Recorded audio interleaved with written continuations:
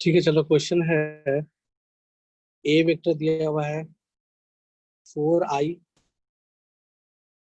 Plus 6j और B vector दिया हुआ है 3j प्लस 4k। ठीक है, पूछ रहा है find component of A vector along b vector. ठीक है, इसको करना है अपने को।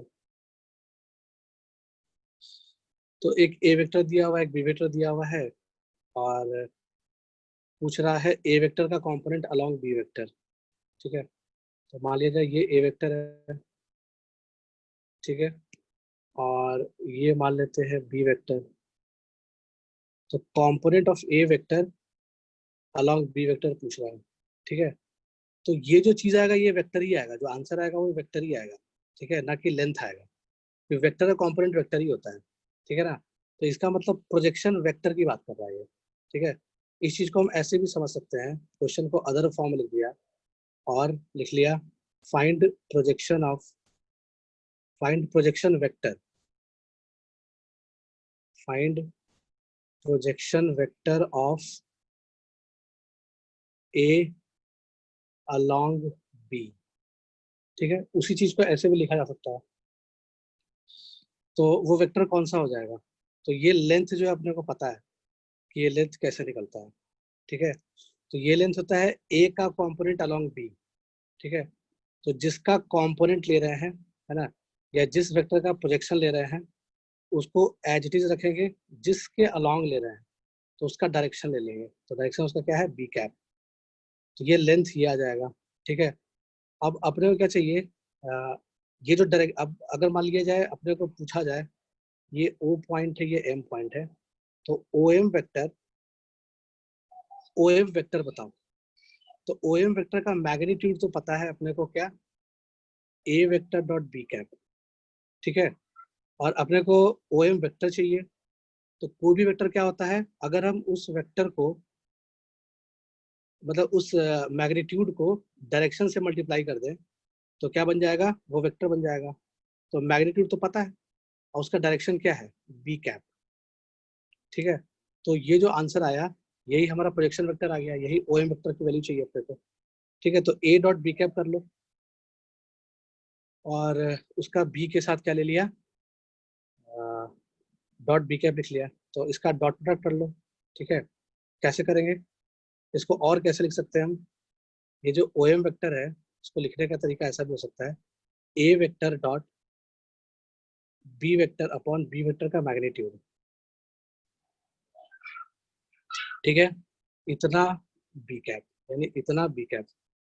ये आंसर आ गया। तो पहले नीचे वाले का वैल्यू निकाल लिया जाए, ए डॉट बी कर लेते हैं। ठीक है, ए डॉट बी कैसे करोगे?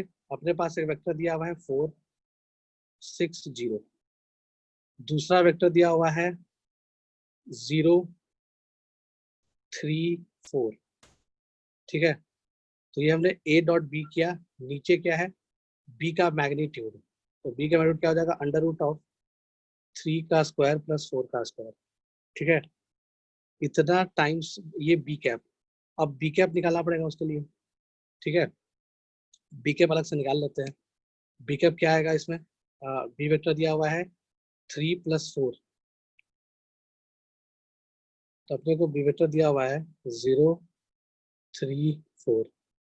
इसका मैग्नीट्यूड निकालेंगे तो मैग्नीट्यूड आ जाएगा अंडर रूट ऑफ 3 का स्क्वायर प्लस 4 का square is equals to under root of 5 का स्क्वायर इज इक्वल्स टू 5।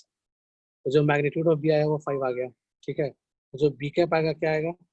अगर हम किसी वेक्टर को उसके मैग्नीट्यूड से डिवाइड कर दें, ठीक है, तो जो वेक्टर मिलता है वो हमारा डायरेक्शन वेक्टर मिलता है। ठीक है, तो 3/5 4/5। हमने बेसिकली क्या किया, बी वेक्टर को उसके मैग्नीट्यूड से डिवाइड कर दिया तो अपने को बी कैप मिल गया। ठीक है, और पीछे देख लेते हैं। अपने को ये डॉट प्रोडक्ट का वैल्यू निकाल लेते हैं क्या आया। तो ये आ जाएगा 0 + 18 + 0 divided by 5 into b cap. ठीक है, अभी बी कैप ने क्या निकाला था, 0 3/5 4/5, ठीक है। तो यहाँ पे बी कैप ने क्या लिख लिया, 0 3/5 4/5। तो ये जो वैल्यू आ गया, ये आ जाएगा 18/5, 5 नीचे से ही बाहर आ जाएगा तो 25 आ जाएगा, ठीक है। इतना टाइम्स ऑफ कौन सा वेक्टर, 0 3 4 वेक्टर, ठीक है। तो इसको अच्छे से वर्ड्स में लिख लिया तो अच्छा लगे देखने में। तो 18/25, ठीक है, 0 आई कैप प्लस 3 जे कैप प्लस 4 के कैप, ठीक है। तो ये जो आया, ये क्या निकला, ये जो हमने फाइनली निकाला 18/25, 3 + 4 जो भी आंसर आया, ठीक है, वो आया component of A vector along b vector, ठीक है, यही निकालना था।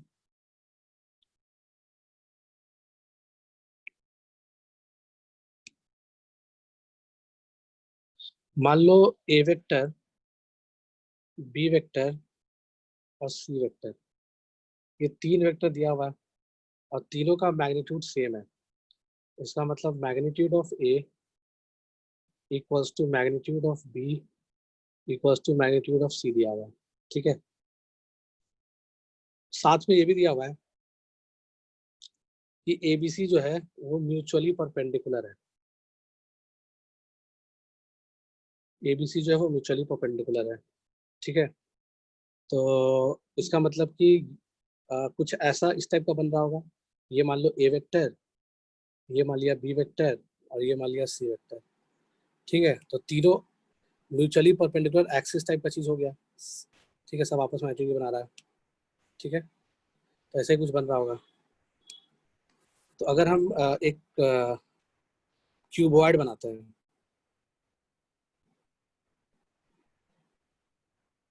तो एक क्यूबॉइड टाइप का स्ट्रक्चर बन रहा होगा,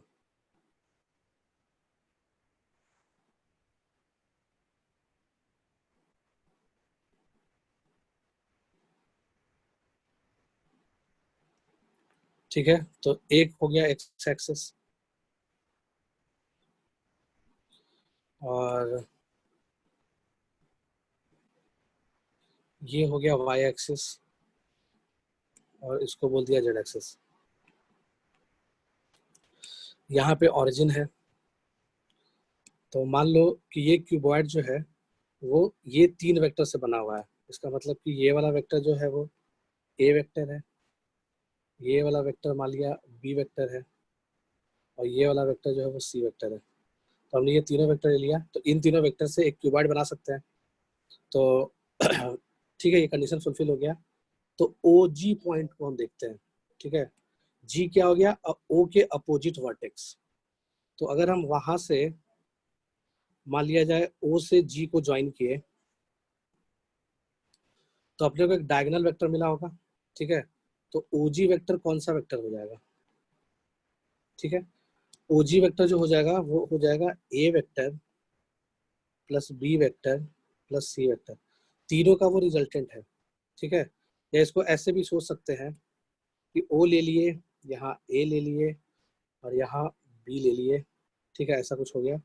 तो ओ से जी तक जाने के लिए अपने को क्या करना पड़ेगा, ओ से ए जाना पड़ेगा तो ओ ए वेक्टर चले, प्लस ए से बी जाना होगा तो ए बी वेक्टर चले, प्लस सी से जी हाँ सॉरी प्लस बी से जी जाना होगा तो बीजी वेक्टर चले। तो बेसिकली ओजी वेक्टर चल लिए, तो ओ से ए वेक्टर हो गया, ठीक है।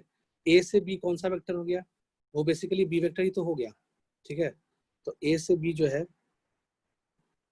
वो बी वेक्टर ही तो हो गया।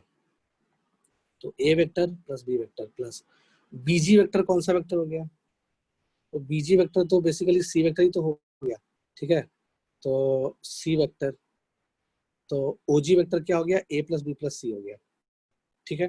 तो ये जो ओजी वेक्टर है उसका एंगल निकालना है, ए वेक्टर के साथ कितना आएगा, फिर बी वेक्टर के साथ कितना आएगा और फिर सी वेक्टर के साथ कितना आएगा, ठीक है। और जब एंगल निकालोगे तो तीनों एंगल बराबर आएगा। अगर ये थीटा तो ये भी थीटा तो ये भी थीटा। तो ये जो बॉडी डायगोनल होता है क्यूबॉइड का वो इक्वली इंक्लाइंड होता है, ठीक है। तो एक क्यूबॉइड का बॉडी डायगोनल इक्वली इंक्लाइंड होता है, ये बात अपने को प्रूफ करना है, ठीक है। तो इसका मतलब कि अब हम लोग क्या करेंगे, अब हम लोग एंगल निकालेंगे, ठीक है। तो निकाल लो क्या, angle between OG vector and A vector. तो ओजी वेक्टर और ए वेक्टर के बीच का एंगल निकालना है। तो दो वेक्टर के बीच का एंगल कैसे निकालते हैं, दोनों का dot product OG dot A divided by OG vector का मैग्नीट्यूड और ए का मैग्नीट्यूड, ठीक है। तो मान लिया जाए तीनों का जो मैग्नीट्यूड है वो लैम्डा के बराबर है, ठीक है। तीनों का मैग्नीट्यूड लैम्डा के बराबर है। तो जो बॉडी डायगोनल आएगा, ठीक है, तो वो क्या होता है, under root of l square plus B square plus h square, ठीक है। कोई भी क्यूबॉइड का हम लोग ऐसे ही निकालते हैं बॉडी डायगोनल का लेंथ, ठीक है। तो ये तो एल बी एच तीनों का वैल्यू क्या है, एल एल एल है, सॉरी लैम्डा लैम्डा लैम्डा है, ठीक है। तो अंडर रूट ऑफ क्या हो जाएगा, 3 लैम्डा स्क्वायर। तो this thing is equals to कितना हो जाएगा, √3 लैम्डा। तो जो बॉडी डायगोनल का लेंथ होता है, ठीक है, जो बॉडी डायगोनल का लेंथ होता है वो √3 लैम्डा हो गया, ठीक है। तो यानी कि ओजी का मैग्नीट्यूड √3 लैम्डा हो गया और ए का मैग्नीट्यूड लैम्डा है। तो नीचे में क्या आ जाएगा, डिनोमिनेटर में आ जाएगा 3 लैम्डा इंटू लैम्डा। अब ऊपर में ओजी वेक्टर क्या है, ऊपर में ओजी वेक्टर निकाल लिया, वो A plus B plus C है। तो A vector plus B vector plus C vector का डॉट लेंगे किसके साथ, ए वेक्टर के साथ लेंगे, ठीक है। तो जो वैल्यू आएगा वो क्या आ जाएगा, अब देखो ए डॉट ए आएगा तो उसको ए स्क्वायर बोल देंगे, ठीक है। तो ए स्क्वायर बेसिकली क्या हो जाएगा, ए क्या है, मैग्नीट्यूड ऑफ ए है, तो मैग्नीट्यूड ऑफ ए तो लैम्डा है, उसका मतलब कि हमने इसको लैम्डा स्क्वायर लिख लिया, ठीक है। फिर प्लस बी डॉट ए, तो बी डॉट ए तो जीरो हो जाएगा, क्यों, क्योंकि दोनों परपेंडिकुलर है ए और बी, तो डॉट प्रोडक्ट उसका जीरो होना चाहिए, तो zero plus C dot A भी zero divided by 3 lambda square, ठीक है। तो यहाँ से जो हमारा वैल्यू निकला वो निकला 1/3, ठीक है। सॉरी √3 लैम्डा यहाँ चल रहा था, सॉरी यहाँ √3 लैम्डा चल रहा था ना, √3 लैम्डा, तो सॉरी 1/√3 आ जाएगा, ठीक है। तो ये जो वैल्यू आ गया कितना आ गया, 1/√3 आ गया, ठीक है। तो ये बेसिकली था क्या, यही तो एंगल था कॉस थीटा, ठीक है। कॉस थीटा बराबर क्या करते हैं, कोई भी वेक्टर का एंगल निकालने के लिए cos theta is equal to दोनों वेक्टर का डॉट अपॉन दोनों का मैग्नीट्यूड, ठीक है। यानी कि दोनों का डायरेक्शन का डॉट प्रोडक्ट ले लिया, ठीक है, ओजी कैप डॉट ए कैप कर लिया बेसिकली, तो आ गया 1/√3। तो यहाँ से जो थीटा निकला वो निकल गया कॉस इनवर्स 1/√3, ठीक है। अगर तुम सेम तरीके से अगर अपने को एंगल निकालना होगा ओजी और बी के बीच का, तो ओजी और बी के बीच का जब सेम तरीके से हम ये स्टेप फॉलो करेंगे तो ए की जगह बी आ जाएगा, सिर्फ फर्क यही हो जाएगा। तो ए की जगह बी आ जाएगा तो ए डॉट बी जीरो हो जाएगा और बी डॉट बी स्क्वायर आ जाएगा, यानी लैम्डा स्क्वायर आ जाएगा, बाकी जीरो जीरो हो जाएगा, अपॉन सेम चीज नीचे बनेगा। तो बेसिकली सारे एंगल्स क्या आ जाएंगे, सेम ही आ जाएंगे। तो हम ये बोल सकते हैं कि एक क्यूबॉइड का जो बॉडी डायगोनल होता है वो तीनों एक्सिस से या तीनों वेक्टर से जिससे बना हुआ है उससे इक्वली इंक्लाइंड होता है, ठीक है। समझ में आया होगा बात। तो इसमें alpha equal to beta equal to theta हो जाता है, ये भी अल्फा है, ये एंगल बीटा है और ये एंगल गामा है, तो अल्फा बीटा गामा जो है वो सेम चीज के बराबर हो गया।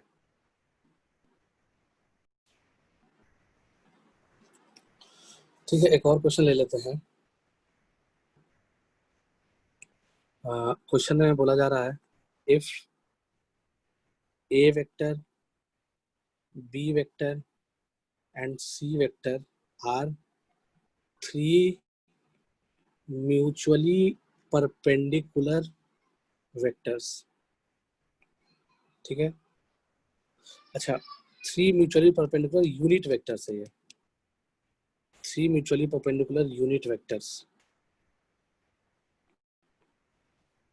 and D vector is a unit vector.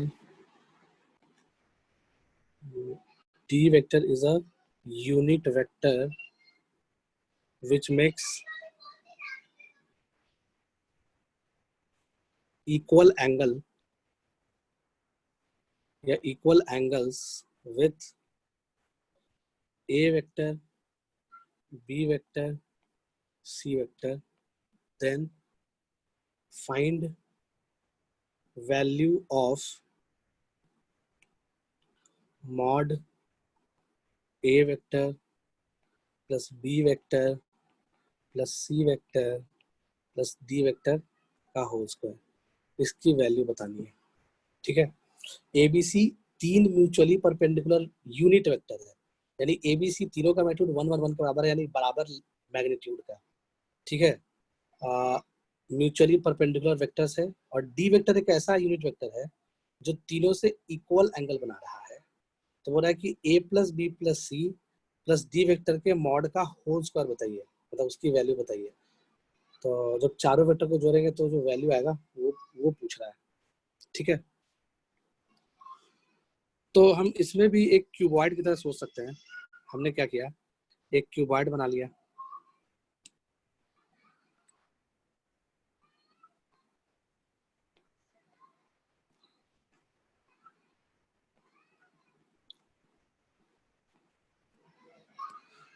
ये ओरिजिन ले लिए।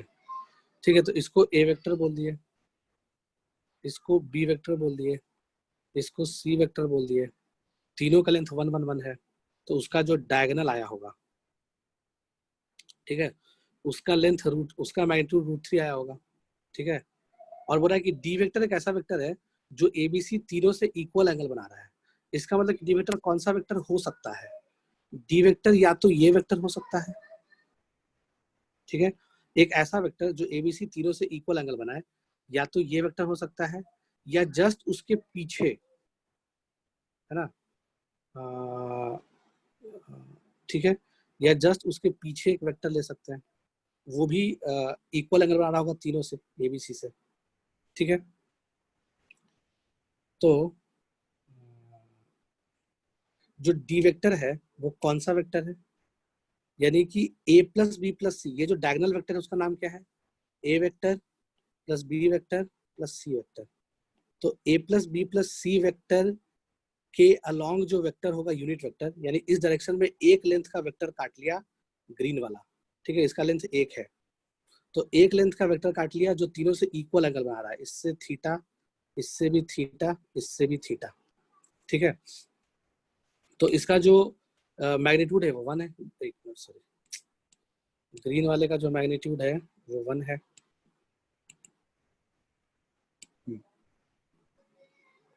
ये थीटा, ये भी थीटा, ये भी थीटा। ठीक है, तो डी वेक्टर जो हो गया वो बेसिकली यही वाला वेक्टर हो गया, डी वेक्टर। डी वेक्टर में क्या खासियत है? वो एक यूनिट वेक्टर होना चाहिए, है, जो इक्वल एंगल बनाए ए बी सी से, तो डी वेक्टर वही वाला वेक्टर है। ठीक है, तो वो डी वेक्टर निकालेंगे तो क्या निकल सकता है? ए प्लस बी प्लस सी के टर्म्स में। ठीक है, तो ये जो डी वेक्टर है वो ओ ले लिया और इस पॉइंट को जी ले लिया। ठीक है, तो डी वेक्टर है वो O G vector divided by O G vector का मैग्नीट्यूड, यानी उसका डायरेक्शन है, ओजी का डायरेक्शन है, वही तो है डी वेक्टर, ओजी का डायरेक्शन। ठीक है, तो ओजी वेक्टर क्या है? A vector plus B vector plus C vector. ठीक है, और उसका मैग्नीट्यूड कितना है? √3 यूनिट्स। तो A plus B plus C divided by √3 D vector आ गया। ठीक है, तो अपने को क्या बोल रहा है कि इसका वैल्यू बताओ, यानी A plus B plus C, A plus B plus C plus D vector. तो डी वेक्टर क्या है? A vector plus B vector plus C vector divided by √3 vector. ठीक है, इसका मैग्नीट्यूड का होल स्क्वायर बताओ, ये बोल रहा है। ठीक है, तो इसके मैग्नीट्यूड का स्क्वायर निकालना है बेसिकली, तो इसको जोड़ लिया, जोड़ेंगे तो कितना आ जाएगा? सब में क्या बन रहा होगा, 1 plus 1/√3 times of A vector, ऐसे कुछ बना होगा। वैसे ही 1 plus 1/√3 times of b vector, ऐसा कुछ बना होगा। तो इसको √3 प्लस 1/√3 लिख सकते हैं। इसको लिख सकते हैं √3 प्लस 1 डिवाइडेड बाई √3। सब में से बाहर आ जाएगा A vector plus B vector plus C vector. तो मॉड के अंदर की चीज को ऐसे लिख लिया और इसका होल स्क्वायर। ठीक है, तो ये क्या आ जाएगा, √3 प्लस 1/√3 का whole square into mod of A plus B plus C का होल स्क्वायर। तो mod of A plus B plus C क्या है, √3 यूनिट है, तो √3 का होल स्क्वायर बोल रहा है यहाँ पे। ठीक है, तो √3 का जो है वो होल स्क्वायर कैंसिल हो जाएगा, तो जो इसका आंसर आ जाएगा वो √3 प्लस 1 का होल स्क्वायर आ जाएगा। ठीक है, तो ठीक है, इसी यही आंसर आ जाएगा।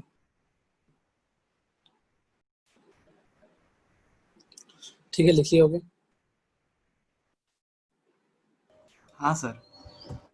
हम्म,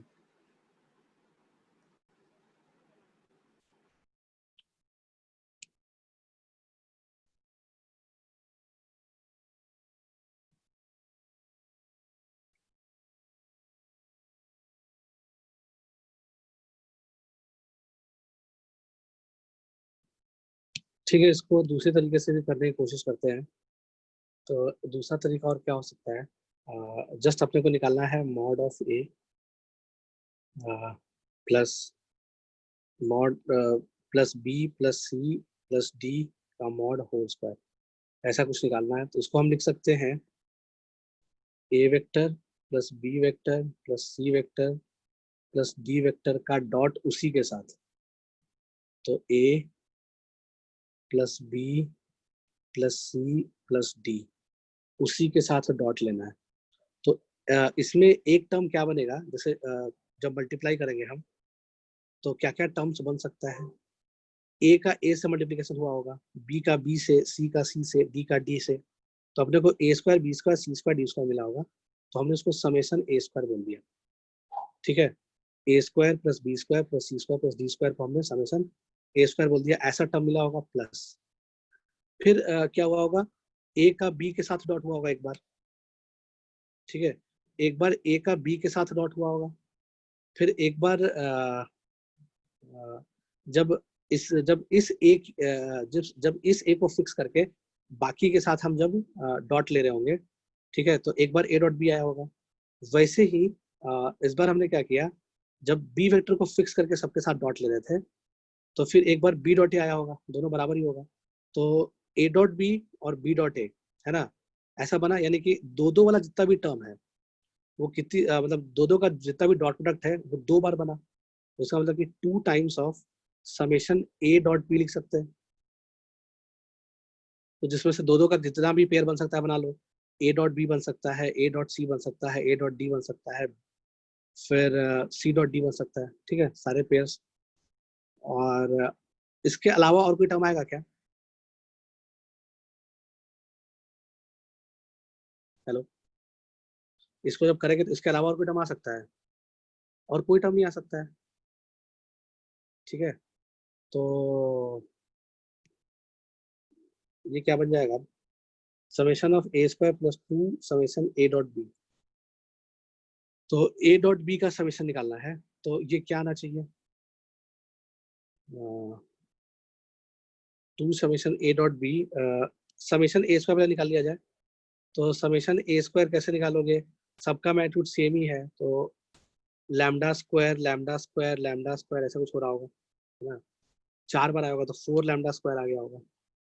ठीक है, अच्छा क्वेश्चन यूनिट वेक्टर दिया हुआ है तो 4 आ गया होगा सिंपली।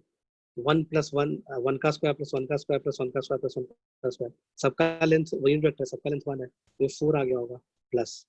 ठीक है, 2, और 2 के साथ क्या आना चाहिए, 4 plus 2 summation a dot B.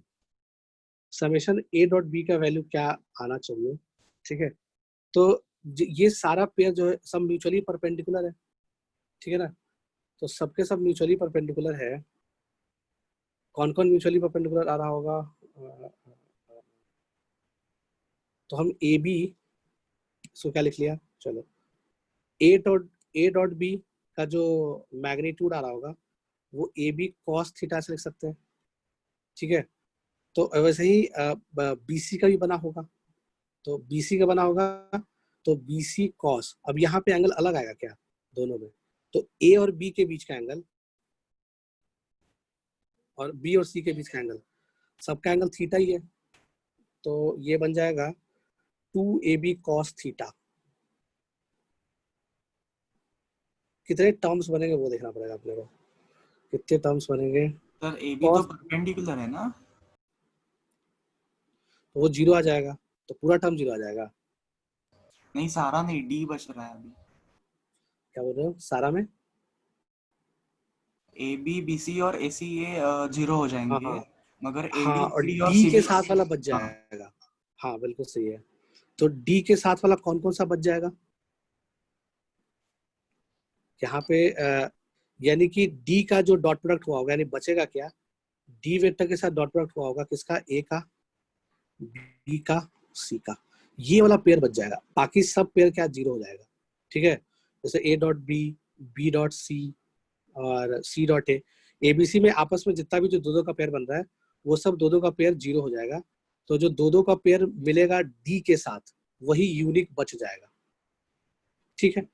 तो अपने को ए डॉट डी और बी डॉट डी और सी डॉट डी का वैल्यू निकालना है, ठीक है। तो इन सब का जो वैल्यू आएगा वो क्या आना चाहिए, ए डॉट डी का वैल्यू क्या आएगा, ए का मैग्नीट्यूड 1, ठीक है, डी का मैग्नीट्यूड भी 1 divided by A dot D, दोनों का मैग्नीट्यूड 1 1 है, सॉरी ये तो नीचे में आ जाएगा, ठीक है। और सॉरी दोनों के बीच का एंगल, तो 1 1 कॉस थीटा, ठीक है। कॉस का वैल्यू कितना होता है 1/√3, है ना, कोई भी क्यूब में कॉस का वैल्यू क्या 1/√3 होता है, तो इसका मतलब क्या आ जाएगा 1/√3। तो हमने ए डॉट डी का वैल्यू निकाला 1/√3, तो 1/√3 प्लस 1/√3 प्लस 1/√3, ठीक है। तो ए डॉट डी का वैल्यू 1/√3 आया होगा, डी डॉट बी का भी आया होगा 1/√3 और डी डॉट सी का भी वैल्यू 1/√3 आया होगा, तो कितना आ गया 4 प्लस 3/2 टाइम्स ऑफ 3/√3, तो बेसिकली ये बन जाएगा 4 प्लस 2√3। तो 4 प्लस 2√3 को हम ऐसा लिख सकते हैं क्या, 4 प्लस 2√3 को ऐसा लिख सकते हैं क्या, हमने 4 को लिख लिया √3 का होल स्क्वायर प्लस 1 का होल स्क्वायर, ठीक है, प्लस 2 टाइम्स ऑफ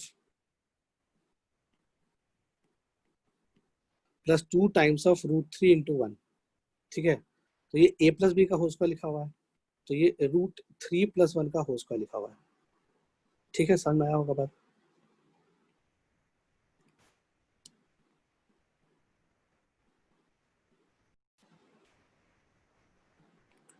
एक और क्वेश्चन ले लेते हैं। क्वेश्चन में बोल रहा है arc AC of a circle subtends a right angle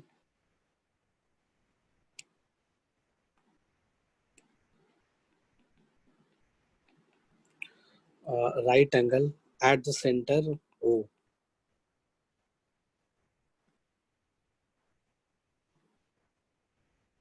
ठीक है। Point B divides the arc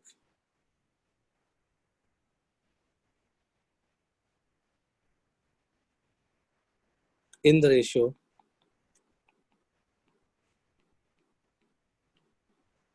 1:2 if OA vector is equals to A vector and OB vector is equals to B vector, then calculate OC vector in terms of A vector and B vector, ठीक है, ये question है। ठीक है, इसमें देखो क्या करेंगे। बोला है arc AC of a circle subtends a right angle at the centre O. मतलब कोई राइट सॉरी एक सर्कल का एक क्वाड्रेंट गिवन है,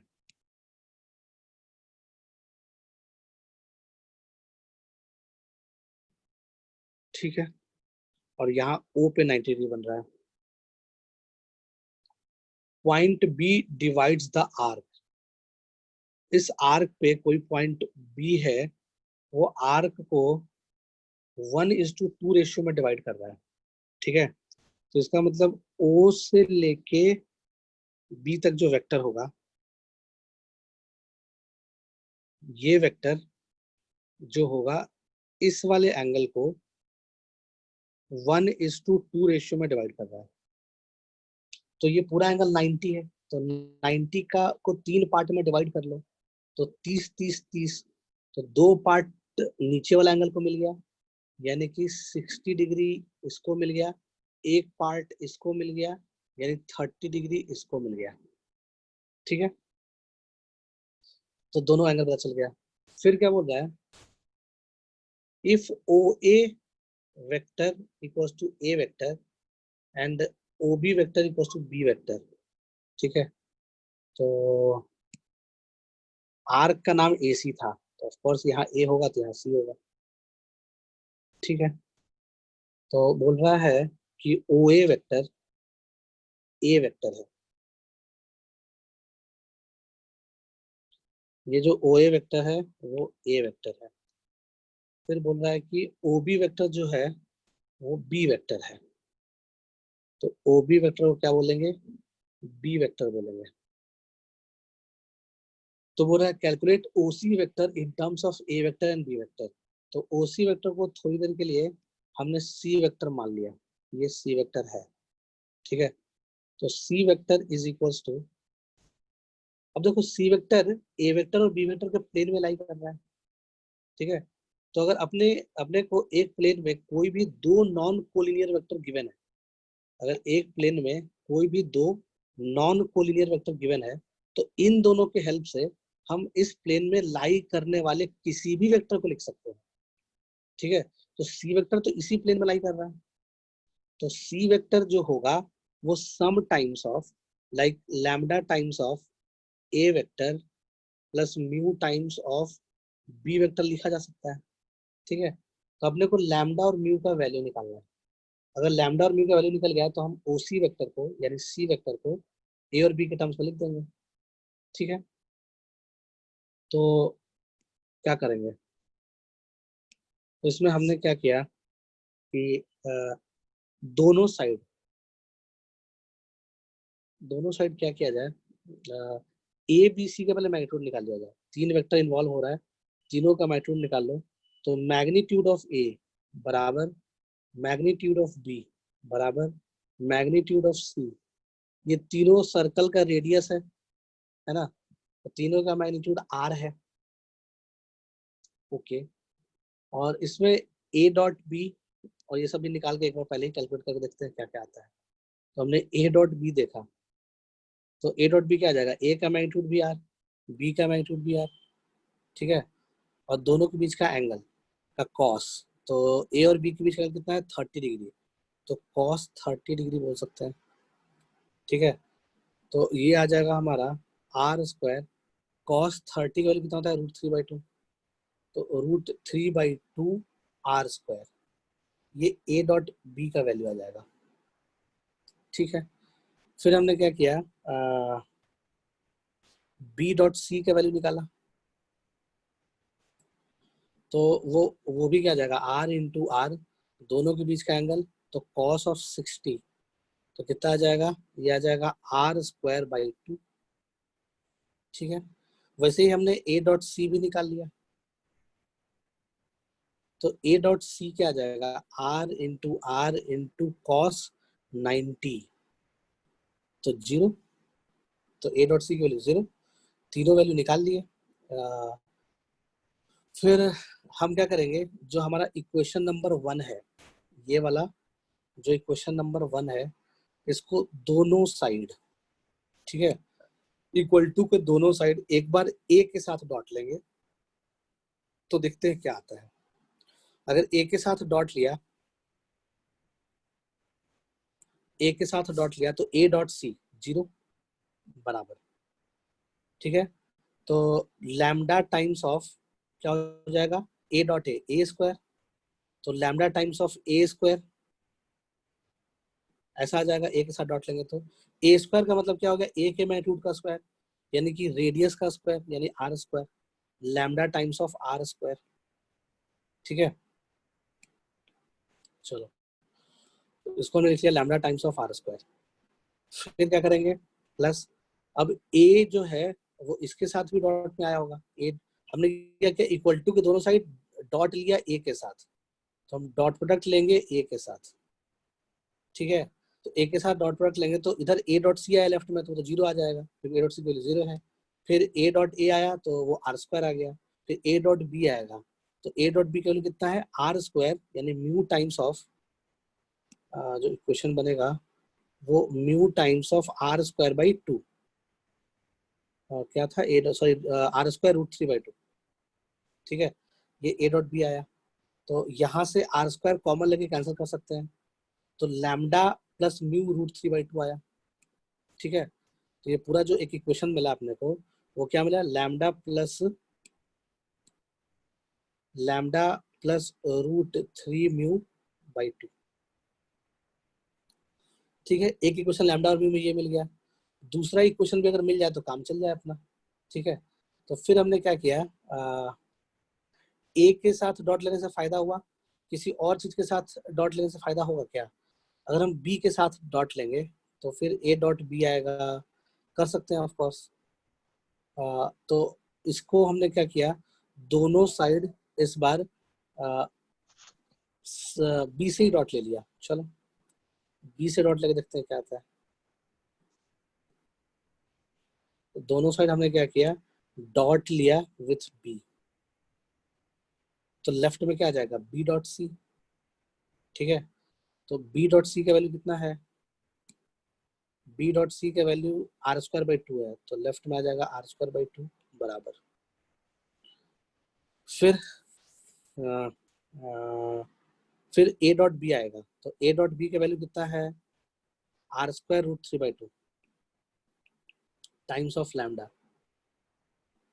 फिर प्लस आगे क्या आ जाएगा, म्यू टाइम्स ऑफ, म्यू के साथ क्या मल्टीप्लाई करेंगे, डॉट ले रहे हैं बी के साथ तो b dot b, b dot b क्या, बी स्क्वायर, तो क्या आ जाएगा आर स्क्वायर, ठीक है। आर स्क्वायर से आर स्क्वायर से आर स्क्वायर सब कैंसिल हो जाएगा, तो जो इक्वेशन मिला वो 1/2 इज इक्वल टू, चलो ठीक है लिख देते हैं अच्छे से, थोड़ा क्लियर दिखना पड़ेगा, यहाँ लिख लिया, चलो क्या आ गया, 1/2 is equal to √3 λ/2 plus mu, ठीक है। तो लैम्डा और म्यू में 2 इक्वेशन आ गया, तो लैम्डा और म्यू का वैल्यू निकल जाएगा, ठीक है। जब इन दोनों को सॉल्व करोगे, दोनों लीनियर इक्वेशन को सॉल्व करोगे तो यहाँ से जो अपना लैम्डा निकलेगा, ठीक है, लैम्डा देखो कोई सेटिस्फाई कर रहा है क्या, लाइक इसका आंसर दिया हुआ है -√3, तो लैम्डा की वैल्यू -√3 डाला तो क्या आ रहा है, सेटिस्फाई कर रहा है, और म्यू का वैल्यू 2, तो -√3 और 2 सेटिस्फाई कर रहा है, देखो तो लैम्डा की वैल्यू ले लिया -√3 और म्यू का वैल्यू ले लिया 2, तो 2 और -√3 देखा डाल के पहले वाले में देखा सेटिस्फाई कर रहा है कि नहीं, तो यहाँ हो जाएगा -√3 प्लस √3/2, 2 से 2 खत्म, प्लस √3, 0 सेटिस्फाई कर गया पहले वाले को। दूसरे वाले को कर रहा है क्या, तो -√3 लैम्डा की वैल्यू तो -3/2 और प्लस म्यू वैल्यू 2, तो ये आ जाएगा 1/2, सही सेटिस्फाई कर रहा है। इसका मतलब कि इन दोनों को जब सॉल्व करोगे तो लैम्डा और म्यू का वैल्यू निकल जाएगा, ठीक है। इसमें तुम्हारे पास ऑप्शन था, तुम चाहते तो दोनों साइड सी से भी डॉट प्रोडक्ट ले सकते थे, ठीक है, तो शायद ज्यादा इजी इक्वेशन बनता। अगर हम दोनों साइड सी से लेते तो क्या आना चाहिए देख लेते हैं, सी से लेंगे तो सी डॉट सी आ जाएगा, तो सी स्क्वायर आ जाएगा, यानी कि आर स्क्वायर आ जाएगा बराबर lambda times of a dot c 0। तो ये तो खत्म ही हो जाएगा, लैम्डा का टर्म ही नहीं आएगा, सीधे यहाँ से म्यू निकल जाता, सॉरी लैम्डा इंटू 0 आ जाता, तो फायदा हो जाता हमारा लैम्डा इंटू 0, क्योंकि ए डॉट सी चल रहा है, यानी कि इस बार हम डॉट प्रोडक्ट ले रहे हैं किसके साथ, सी के साथ ले रहे हैं। तो इस बार जो डॉट लिया यहाँ से यहाँ, वो लिया डॉट विथ सी वेक्टर, ठीक है। तो सी के साथ डॉट ले रहे हैं, तो c dot c r square हो गया। आगे लैम्डा ए डॉट सी 0 हो गया, plus mu A dot B, sorry C dot B, तो सी के साथ ले रहे हैं, तो सी डॉट बी निकाला था हमने, क्या था, आर स्क्वायर बाई 2 था, तो ये आ जाएगा r square by 2, r square से आर स्क्वायर खत्म, ठीक है। म्यू बाई 2 इक्वल टू 1 आ गया इक्वेशन, तो म्यू की वैल्यू यहाँ से डायरेक्टली 2 आ गया, जल्दी निकल गया, म्यू की वैल्यू यहाँ से डायरेक्टली 2 आ गया, ठीक है। फिर उससे लैम्डा निकाल देंगे इस वाले में डाल के, ठीक है, तो लैम्डा की वैल्यू निकल जाएगी।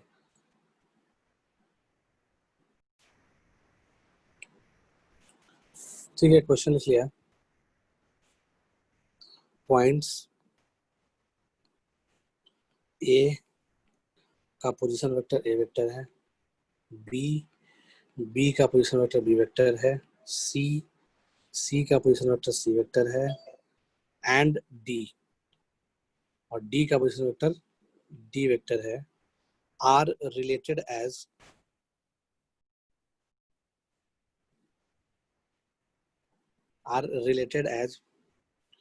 X A vector plus Y B vector plus Z C vector plus W D vector equals to 0 and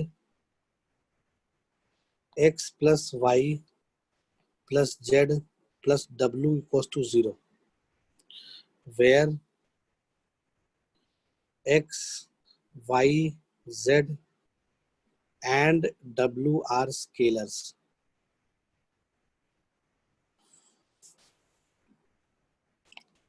Sum of any two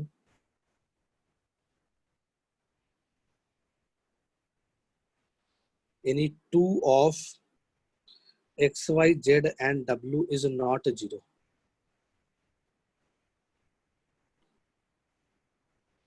Prove that if A, B, C and D are concyclic, then mod xy mod of A vector minus B vector का whole square equals to WZ का mod of C vector minus D vector का whole square, ठीक है, ये question है। चलो एक चीज करते हैं, जैसे क्या क्या दिया हुआ है x A vector plus Y B vector plus Z C vector plus W D vector equals to 0 vector, और साथ में क्या है, साथ में दिया हुआ है X plus Y plus Z plus W equals to 0, और sum of any two is non zero, कोई भी दो का सम जो है वो नॉन जीरो के बराबर है, ठीक है। इसका मतलब कि x plus y not equal to 0, या फिर x plus z not equal to 0, या फिर एक्स प्लस डब्ल्यू नॉट इक्वल टू 0, या फिर y plus z not equal to 0। समझ गए होगे बात को, कोई भी दो का पेयर ले रहे हैं, तो दो का जो सम है, किसी भी दो का सम 0 के बराबर नहीं है, तो ये भी क्वेश्चन में गिवन कंडीशन है। तो ये क्या बताएगा वो अपने को देखना है। तो हमने क्या किया, इसको लिख लिया x A vector plus Y B vector is equals to minus times of z C vector plus W D vector, ठीक है, ऐसे लिख लिए। और दूसरा इंफॉर्मेशन यहाँ पे क्या दिया हुआ है, एक्स प्लस वाई, उसको भी यूज कर लेते हैं दूसरे इन्फॉर्मेशन को। तो यहाँ से सकते हैं x plus y is equals to minus times of डब्ल्यू प्लस जेड, ऐसा लिखा जा सकता है एक्स प्लस वाई को। ठीक है, तो हमने क्या किया, दोनों साइड इस वाले इक्वेशन में दोनों साइड क्या किए, अब इस दोनों की वैल्यू मान लो लैम्डा के बराबर है सपोज। ठीक है, तो हम इस इक्वेशन में डिवाइडेड बाय लैम्डा, एक मिनट चलो, इस इक्वेशन में हम डिवाइडेड बाय लैम्डा कर सकते हैं, कोई दिक्कत नहीं है ना। यानी वन अपॉन लैम्डा से दोनों साइड मल्टीप्लाई कर सकते हैं। तो वन अपॉन लैम्डा से हमने क्या किया, दोनों साइड मल्टीप्लाई कर दिया। ठीक है, और लैम्डा नॉन जीरो के बराबर होना चाहिए, तभी तो कर सकते हो। यानी कि तुमने क्या किया, बेसिकली दोनों साइड वन अपॉन लैम्डा से मल्टीप्लाई किया। तो वन अपॉन लैम्डा डिफाइन कब होगा, जब lambda not equal to zero होगा। तो सम ऑफ एनी टू, कोई भी दो का पेयर बना सकते थे, वो तो हमारी मर्जी, हम किसी भी दो का पेयर बना सकते थे। तो इसका मतलब कि सम ऑफ एनी टू जो है वो नॉन जीरो के बराबर होना चाहिए, इसका मतलब यही था। तो लैम्डा इज नॉन जीरो। ठीक है, साइड में कहीं लिख लिया lambda not equal to zero, ऐसा लिख सकते हैं। तो ऐसा लिखने से अपने को फायदा क्या होगा, ये बन गया x A vector plus Y B vector divided by lambda को हम क्या बोल सकते हैं, लैम्डा को बोल सकते हैं एक्स प्लस वाई। ठीक है, minus z C plus W d divide by नीचे लैम्डा, लैम्डा को क्या बोल सकते हैं, माइनस डब्ल्यू प्लस जेड भी बोल सकते हैं, लैम्डा को माइनस डब्ल्यू प्लस जेड भी बोल सकते हैं, कोई दिक्कत नहीं है। ठीक है, तो यहाँ से माइनस माइनस कैंसिल हो गया, ऐसा कुछ आ गया। तो बेसिकली ये चीज, ये क्या लिखा हुआ है और ये क्या लिखा हुआ है, ठीक है, ये अपने को समझना है। तो मान लो कि दुनिया में कोई भी एक पॉइंट है, पॉइंट ए, और एक पॉइंट है पॉइंट बी। ठीक है, ए का पोजीशन वेक्टर है ए वेक्टर और बी का पोजीशन वेक्टर है बी वेक्टर। ठीक है, और मान लो कोई भी पॉइंट जो ए बी पे लाई कर रहा हो, ए बी पे लाई करने वाला कोई भी पॉइंट, ठीक है, ए बी पे लाई करने वाला कोई भी पॉइंट को हमने मान लो पी बोल दिया। ठीक है, वो मान लो X is to Y ratio में डिवाइड कर रहा होगा इसको। ठीक है, तो रेशियो हमेशा नॉन जीरो होना चाहिए, x plus y non zero बराबर आना चाहिए। तो ratio of course non zero बराबर होना चाहिए था। तो x plus y, sorry, x is to Y ratio में डिवाइड कर रहा है, तो x times of b vector, अच्छा चलो उसको उल्टा लिख लिया, ऐसा लिख लिया तो वो दिख जाएगा क्या लिखा हुआ है। यहाँ एक्स लिख लिए, यहाँ वाई लिख लिए, कोई रेशियो में डिवाइड हो रहा है, तो X A plus Y B upon x plus Y, वो बेसिकली क्या लिखा हुआ है, ये जो कहानी लिखी हुई है, ये position vector of P vector लिखा हुआ है क्या, ठीक है ना, पोजीशन वेक्टर पी वेक्टर लिखा हुआ है। इसका मतलब कि पी एक ऐसा पॉइंट है जो ए और बी पे लाई कर रहा है, ए बी लाइन पे लाई कर रहा है। ठीक है, और सेकंड वाला चीज क्या है, डब्ल्यू और जेड की कहानी लिखी हुई है। ठीक है, फिर हमने क्या किया, सेकंड वाला में बात क्या बोल रहा है, सेकंड वाला बात ये बोल रहा है कि कोई भी लाइन होगा, वो उसको कैसे बनाऊं मैं, चलो ऐसे बनाते हैं।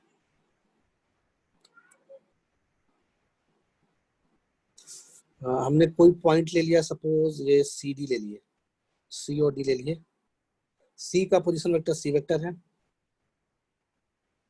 डी का पोजीशन वेक्टर डी वेक्टर है। ठीक है, इसमें जो रेशियो है वो क्या ले लूं, सी के साथ क्या लगा हुआ है, जेड लगा हुआ है, तो मान लीजिए z is to W ratio में डिवाइड कर रहा होगा पॉइंट पी। यानी कि सी डी पे एक पॉइंट लिया, सी डी लाइन पे एक पॉइंट लिया, कोई पॉइंट पी, और मान लिया कि पी जो है वो Z is to W ratio में डिवाइड कर रहा है डीसी को। ठीक है, तो Z C plus W D divided by W plus Z actually में क्या शो कर रहा है, पॉइंट पी का पोजीशन वेक्टर शो कर रहा है। तो इसका मतलब क्या हो गया कि P बराबर P, यानी कि दोनों इक्वल चीज है। इसका मतलब कि CD और AB का कॉमन पॉइंट है P वेक्टर, कह सकते हो, हेलो, कह सकते हो ना। तो इसका मतलब कि दो लाइन क्या इंटरसेक्ट कर रहा है, कह सकते हैं कि AB और CD इंटरसेक्ट कर रहा है। तो हम यहाँ से क्लियरली बोल सकते हैं therefore AB and CD lines are intersecting. Lines are intersecting. तो दो लाइन इंटरसेक्टिंग कब हो सकता है? जब वो एक ही प्लेन में लाई कर रहे हैं. स्क्यू लाइंस वाली बात जो हमने बताया था कि रेल का पटरी है, ऊपर प्लेटफॉर्म है, तो वो ना तो एक प्लेन में लाई कर रहा है दोनों लाइन, और ना ही इंटरसेक्टिंग है. ठीक है, तो ऐसे लाइंस को स्क्यू लाइंस बोले थे. तो लाइंस जो 3 डायमेंशन में जो स्ट्रेट लाइन होता है, ठीक है, वो अगर एक प्लेन में नहीं लाई कर रहा है तब तो वो इंटरसेक्ट करेगा नहीं, स्क्यू लाइंस होगा. Skew lines are non intersecting lines. ठीक है, जैसे मान लो ये एक ऐसा लाइन है और एक जस्ट इस प्लेन के अंदर ऐसे घुसता हुआ लाइन है, इसको ऐसे डॉट से बना दिया. ये लाइन अंदर की तरफ जा रहा है, मतलब प्लेन के अंदर इस तरह से घुस रहा है लाइन. ठीक है, तो अगर हम दो लाइन बना लें तो ये दो लाइन कभी कट करेगा क्या? नहीं करेगा, कह सकते हो, या थोड़ा सा टिल्टेड है इस तरह से. तो स्क्यू लाइंस और skew lines are not intersecting lines. Intersecting lines नहीं होता है वो. तो इंटरसेक्टिंग लाइंस कहाँ पे लाई करते हैं? एक प्लेन में लाई करते हैं. ठीक है, इसका मतलब कि ABCD आर अब प्लेन, मतलब ABCD एक प्लेन में लाई कर रहा होगा, तो हम बोल सकते हैं hence A, B, C, D points lies on same plane. Lies on same plane. तो ABCD जो है वो एक ही प्लेन पे लाई करेगा. ये चारों प्लेनर पॉइंट होगा. ठीक है, तो ये बेसिकली क्या लिखा हुआ है? ये लिखा हुआ है कोप्लेनैरिटी ऑफ 4 पॉइंट्स. ठीक है, चाहो तो इस टॉपिक का नाम लिख सकते हो कोप्लेनैरिटी, 4 पॉइंट की कोप्लेनैरिटी.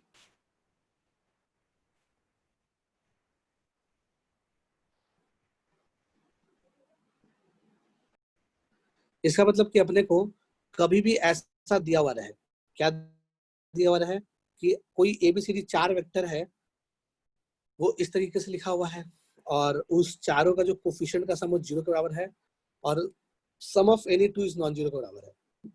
तो हम बोल सकते हैं कि जिस पॉइंट का पोजीशन वेक्टर A वेक्टर है वो पॉइंट, और जिस पॉइंट का पोजीशन वेक्टर B वेक्टर है वो पॉइंट, और जिस पॉइंट का पोजीशन वेक्टर C वेक्टर है वो पॉइंट, और जिस पॉइंट का पोजीशन वेक्टर D वेक्टर है वो पॉइंट, यानी ABCD पॉइंट, वो चारों पॉइंट एक प्लेन में लाई करेगा, है ना. इसका मतलब ये नहीं हुआ कि A vector, B vector, C vector और D वेक्टर को प्लेनर हो जाएगा. वो अलग कहानी है ना, वो अलग अलग है, उससे कोई मतलब नहीं है. क्योंकि रियलिटी में तो ऑरिजिन से A को जोड़ने वाला A वेक्टर होता है. ठीक है, तो मान लो कि ऑरिजिन कहीं नीचे की तरफ, मान लो ये एक प्लेन में लाई कर गया, सपोज मान लिया जाए ये एक प्लेन में लाई कर गया, तो ऑरिजिन जो है वो इस प्लेन के ऊपर है. मान लो यहाँ पे है ऑरिजिन, ये ऑरिजिन है, इस प्लेन के ऊपर लाई कर रहा है. ये जो हमने ब्लैक से प्लेन बनाया, जिस प्लेन में ABCD लाइन लाई कर रहा है, उस प्लेन के ऊपर है पॉइंट O. तो OA, तो ये वाला जो वेक्टर कहलाएगा,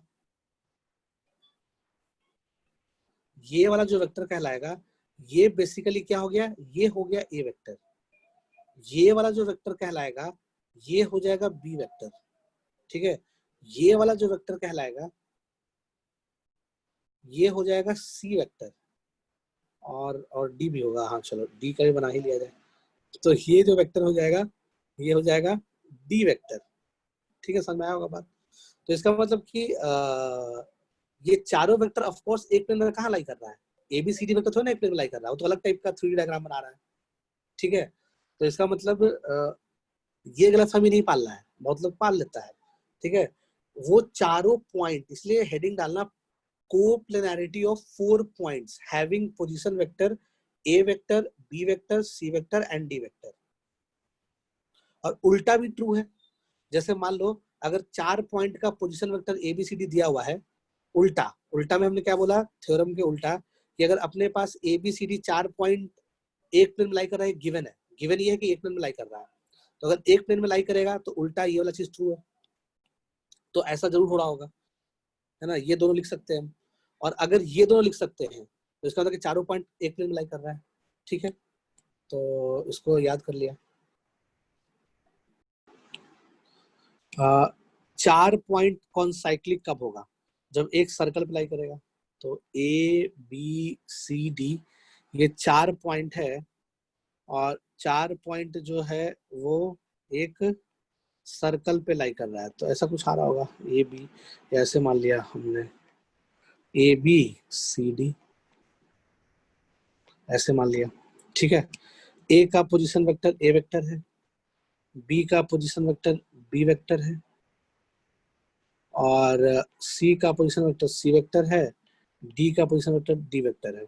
तो ये हमारा हो गया चारों क्या हो गया, कॉन्साइक्लिक पॉइंट्स कि एक सर्कल पे लाई कर रहा है। तो एक प्रॉपर्टी पढ़े होगे, ठीक है। मान लीजिए कि थोड़ा सा सी को नीचे बनाते हैं,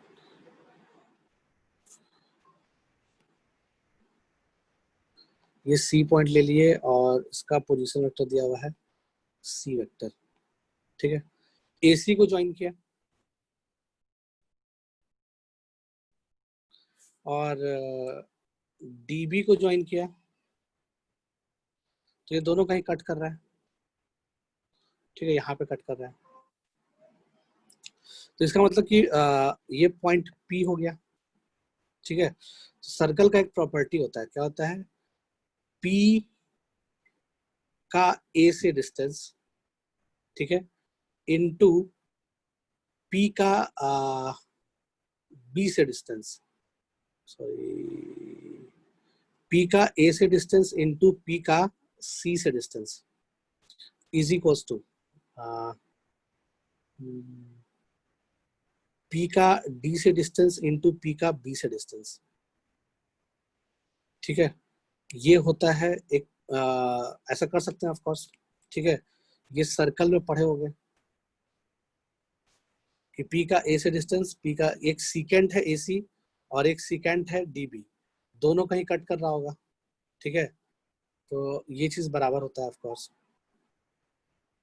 वैसे ही मान लो पी अंदर आ गया, ठीक है, अगर अंदर आ गया इन द सेंस ऐसा कुछ कहानी हो गया होगा, 2 सेकंड अंदर भी तो इंटरसेक्ट कर सकता है, ऐसा भी तो हो ही सकता है ना कहानी, ठीक है। अगर ऐसा कहानी हो रहा होगा तो मान लो यहाँ सी है, यहाँ ए है, यहाँ बी है और यहाँ डी है, ठीक है। तो ए का पी से डिस्टेंस, तो मतलब पी जो है वो ए बी सीकेंड पे है कह सकते हो, तो पी का ए से डिस्टेंस इंटू पी का बी से distance is equals to P जो है वो सी डी सीकेंड पे है, तो पी का सी से डिस्टेंस इंटू पी का डी से डिस्टेंस, ठीक है, बराबर होगा। जैसे इसमें हुआ था कि एसी सेकंड था, तो अच्छा सेकंड हमने बदल लिया था, कोई बात नहीं है, सेम सेकंड ऊपर नीचे बना तो कंफ्यूजन नहीं होगा, अगर किसी को कंफ्यूजन हो रहा है तो, है ना।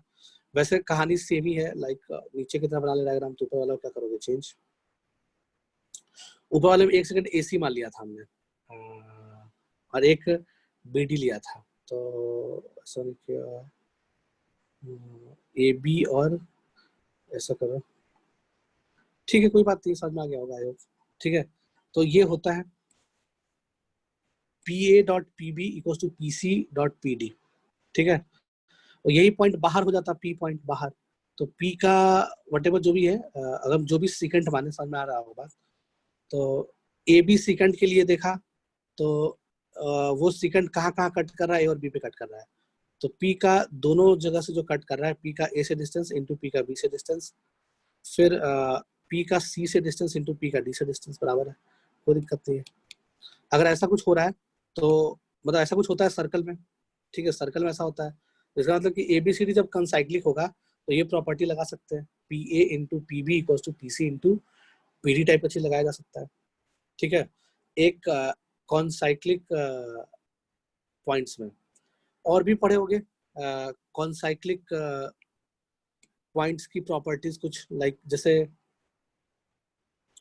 सर्कल के अंदर 4 पॉइंट है, उससे क्वाड्रिलेटरल बन रहा है, suppose A B C D circle के अंदर 4 पॉइंट है, उससे मान लो एक क्वाड्रिलेटरल बन रहा है, तो क्वाड्रिलेटरल का जो अपोजिट एंगल का सम होता है, ठीक है, ये थीटा, तो ये पाई माइनस थीटा होगा, यानी कि दोनों का जो सम होगा वो 180 के बराबर होगा, ठीक है। ये भी एक प्रॉपर्टी होता है, अगर ये भी तुम प्रूफ कर पाते हो तो चारों पॉइंट को कॉन्साइक्लिक प्रूफ कर दोगे, ठीक है, या फिर तुम ये प्रूफ कर पाते हो तो भी तुम चारों पॉइंट को कॉन्साइक्लिक प्रूफ कर सकते हो, है ना, या फिर उल्टा भी ट्रू है। अगर ये कॉन्साइक्लिक है तो ये हो सकता है, अगर ये हो सकता है तो कॉन्साइक्लिक है, ABCD। ठीक है, समझ में आ रहा है बात? तो क्वेश्चन पे आते हैं वापस, जो हमारा क्वेश्चन था। क्वेश्चन में ये कहानी चल रही थी कि points ABCD are related as XA, देखना है यहाँ पे क्वेश्चन को वापस से, XA plus YB plus ZC plus WD को 0, ये दिया हुआ है एंड ये भी दिया हुआ है। मतलब ये देखते हैं क्या दिमाग में आया कि अच्छा है ना, ABCD जो पॉइंट है वो चारों पॉइंट एक ही प्लेन में लाई कर रहा है। ठीक है, sum of any 2XYZW is non zero, ये भी लिख दिया है, अच्छी बात है। तब तो कंफर्म ही हो गया कि वो चारों पॉइंट एक ही प्लेन में लाई कर रहा है। और बोल रहा है कि prove that if ABCD are concyclic, बोल रहा है कि अगर ABCD कॉन्साइक्लिक हुआ तो ये ट्रू होगा, ये प्रूव करो। तो सही है, हमने एक सर्कल बना लिया, थोड़ा बड़ा सर्कल बनाते हैं। हमने एक सर्कल बना लिया, ऐसा कुछ सर्कल बना लिया। सर्कल पे 4 पॉइंट ले लिए, यहाँ पे पॉइंट ले लिया C, यहाँ पे पॉइंट ले लिए D, कहीं पॉइंट ले लिया A, कहीं पॉइंट ले लिया B। ठीक है, तो यहाँ पॉइंट P ये x:y रेशियो में डिवाइड कर रहा है, और दूसरा वाला सेकेंड ले लिया, अरे यार एक मिनट,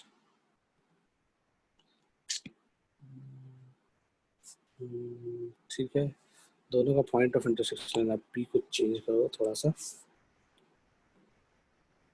ओके चलो, यहाँ पॉइंट P और क्या है, यहाँ पे W, यहाँ पे Z, तो ZC प्लस WD। ठीक है, सब कुछ आ जाएगा। A का पोजीशन वेक्टर A वेक्टर है, B का पोजीशन वेक्टर B वेक्टर है, C का पोजीशन वेक्टर C वेक्टर है, और D का पोजीशन वेक्टर D वेक्टर है। ठीक है, ऐसा कुछ दिया हुआ है। तो बोल रहा है कि ABCD कॉन्साइक्लिक भी है, ये भी गिवन है। तो ABCD कॉन्साइक्लिक है प्लस चारों पॉइंट को प्लेनर है, ये दिया हुआ है। तो ABCD कॉन्साइक्लिक हो गया तो ये वाला रिलेशन ट्रू होगा, ये अपने को प्रूव करना है। तो ABCD अगर कॉन्साइक्लिक होगा तो P का A से डिस्टेंस और B से डिस्टेंस का जो प्रोडक्ट आएगा, PA into PB is equals to PC into PD। ठीक है, ये बराबर होगा। तो PA क्या होगा, PA कैसे निकालेंगे हम? ठीक है, तो जैसे मान लो एक चीज और सीख लिया, मान लिया जाए कि हमारे पास AB है ऐसा लिखा हुआ, AB ऐसा लिखा हुआ है, और ये मान लो x:y लिखा हुआ है, और ये P है। तो AP इक्वल्स टू क्या लिख सकते हो, AP इक्वल्स टू ऐसा लिख सकते हो क्या कि x upon x plus y times of AB, लिख सकते हैं, नहीं लिख सकते हैं? यानी कि AB को हमने क्या किया, x प्लस वाई पार्ट में डिवाइड कर दिया AB को, तो AB को हमने x प्लस वाई पार्ट में डिवाइड कर दिया, उसमें से अपने को क्या चाहिए, x लेंथ वाला पार्ट चाहिए, तो इंटू एक्स, तो ये AP आ जाएगा। ठीक है, वैसे ही PB क्या आ जाएगा, PB जो आएगा वो आ जाएगा पूरे AB को हमने क्या किया, डिवाइड कर दिया x प्लस वाई पार्ट्स में, इतने पार्ट्स में डिवाइड कर दिया, तो अपने को y पार्ट चाहिए क्योंकि BP y पार्ट के बराबर है, तो इंटू वाई। ठीक है, तो AP और BP लिखने आता ही होगा, बचपन में पढ़े होगे, तो बहुत ही बच्चा में पढ़े होगे। तो कौन सा क्वेश्चन था, यहाँ पे आते हैं। तो PA अगर पूछ रहा है तो PA को क्या लिख सकते हो, B vector minus A vector. ठीक है, या फिर A vector minus B vector, कुछ ही बोल सकते हो। AB वेक्टर को क्या बोलेंगे, या फिर चलो AB वेक्टर ही लिखा, तो PA को लिख सकते हैं y अपॉन, PA को लिख सकते हैं क्या, y upon x plus y, y upon x plus y times of PB, क्या बोल रहे, सॉरी, AB। यह आ जाएगा PA का लेंथ, PB का लेंथ कितना आ जाएगा, PB का जो लेंथ आ जाएगा वो आ जाएगा x upon x plus y, x upon x plus y times of AB। ठीक है, तो ये PA इंटू PB आ गया, कोई दिक्कत नहीं है, is equals to PC into PD। तो P का C से डिस्टेंस कितना आ जाएगा, W upon W plus Z times of CD, ठीक है, तो या DC वटेवर जो भी बोल सकते हो, इतना times of CD into PD, ये आ जाएगा Z upon W plus Z times of PD बोले तो इतना टाइम्स ऑफ CD, ठीक है, इतना टाइम्स ऑफ CD ऐसा लिख लिया। तो अब देखो x plus Y plus z क्या बोल रहे थे, ऐसा लिख सकते हैं। अब ध्यान से देखना, यहां से क्या लिखा जा सकता है, ये वाला रिलेशन को कहाँ लिखूं, या फिर चलो यही लिख देते हैं। इस वाले रिलेशन को क्या लिख सकते हो, इस वाले बात को ऐसा लिख सकते हैं क्या कि x प्लस वाई बराबर minus times of W plus Z, ठीक है, बिल्कुल लिख सकते हैं। और इस पूरे को लैम्डा के बराबर लिख लिया, x प्लस वाई को लैम्डा लिख लिया, ठीक है। तो कहानी क्या बन जाएगा, y बाई लैम्डा और A B into A B square आ जाएगा, ठीक है। y by lambda into X upon x plus Y को क्या लिख लेंगे, एक्स प्लस वाई को लैम्डा बोल रहा है तो X by lambda into A B square, तो ए बी स्क्वायर लिख लिया। अब ए बी स्क्वायर बेसिकली है क्या, ए वेक्टर माइनस बी वेक्टर के मॉड का होल स्क्वायर ही तो है, ठीक है। ए बी स्क्वायर, अगर ए बी की बात करो तो ए बी क्या है, A vector minus B vector का मैग्नीट्यूड, तो हम इसको लिख लिए mod of A vector minus B vector के मैग्नीट्यूड का whole square, A B square को ऐसा लिख लिया बराबर, ठीक है। नेक्स्ट में क्या लिखेंगे, W अपन W प्लस जेड, ये लिखा हुआ है, तो W प्लस जेड को हमने क्या ले लिया, देखो x प्लस वाई बराबर माइनस W प्लस जेड बराबर लैम्डा, कैसे आया, यहाँ से आया, देख पा रहे हो बात को। तो W प्लस जेड को माइनस लैम्डा लिख सकते हैं हम लोग, ठीक है। तो W प्लस जेड को लिख लिया क्या, माइनस लैम्डा, तो W upon minus lambda into z upon minus lambda into C D square, C D square को क्या लिख सकते हैं, सी माइनस डी वेक्टर के मैग्नीट्यूड का होल स्क्वायर। तो देखो लैम्डा स्क्वायर, इधर भी लैम्डा स्क्वायर कैंसल, तो एक्स वाई बराबर डब्ल्यू जेड, ये चीज बन गया जो लाना था, ठीक है। समझ में आया होगा बात, इसको लिख लिया।